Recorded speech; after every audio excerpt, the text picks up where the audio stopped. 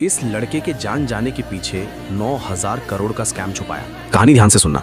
तो हुआ क्या कि 2008 नोएडा में स्पोर्ट्स सिटी स्कीम लॉन्च की गई, जिसके तहत बड़े बड़े स्पोर्ट्स फैसिलिटीज जिसमें स्टेडियम, गोल्फ कोर्स वगैरह बनने थे। अब इस स्कीम के तहत 70% जमीन में ये स्पोर्ट्स फैसिलिटी बनने थे और बाकी बचे 30% में फ्लैट्स, विलास, दुकानें वगैरह। अब लेकिन जब 2008 में ये स्कीम लॉन्च की गई तो किसी भी बिल्डर ने कोई इंटरेस्ट नहीं दिखाया और ये देखते हुए अथॉरिटीज ने रूल्स रिलैक्स करने शुरू किए और कैसी भी कंपनीज को जमीन अलॉट करने लग गए। इन्हीं में से एक कंपनी थी lotus green construction private limited. इस कंपनी को नोएडा के सेक्टर 150 में 329 एकड़ जमीन दी गई, वो भी मार्केट वैल्यू से बहुत कम में। लेकिन जैसा कि मैंने पहले बताया, इस जमीन पर उस कंपनी को पहले 70% एरिया में स्पोर्ट्स फैसिलिटी बनाना था और उसके बाद ही वो 30% एरिया में फ्लैट्स वगैरह बना सकती थी। लेकिन यहां कर दिया कंपनी ने बहुत बड़ा खेल।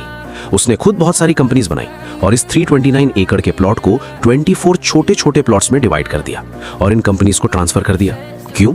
ताकि कोई हिसाब ही ना लगा पाए और स्पोर्ट्स फैसिलिटी के नाम पर सिर्फ पोस्टर छपवाए और उसके नाम पर अल्ट्रा लग्जरी फ्लैट्स बनवा दिए और लोगों को गोल्फ कोर्स के व्यू का सपना दिखाकर फ्लैट्स बेच भी दिए।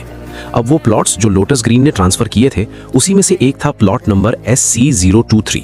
ये प्लॉट उसने विस्टन प्लानर्स प्राइवेट लिमिटेड नाम की कंपनी को ट्रांसफर किया था एक मॉल बनाने के लिए और उस कंपनी ने मॉल बनाना शुरू कर दिया। और ये सब गड़बड़ घोटाला चल ही रहा था कि 2021 में CAG की रिपोर्ट आ गई और सारा भांडा फूट गया।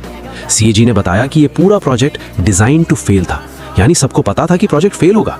और गैस करो सरकार को कितना नुकसान हुआ? पूरे 9,000 करोड़ का। 9,000 करोड़। और ये रिपोर्ट के बाद मामला लफड़े में पड़ गया और काम बंद हो गया। अब काम फिर से शुरू करवाने के लिए ये लोटस ग्रीन कंपनी कोर्ट चली गई।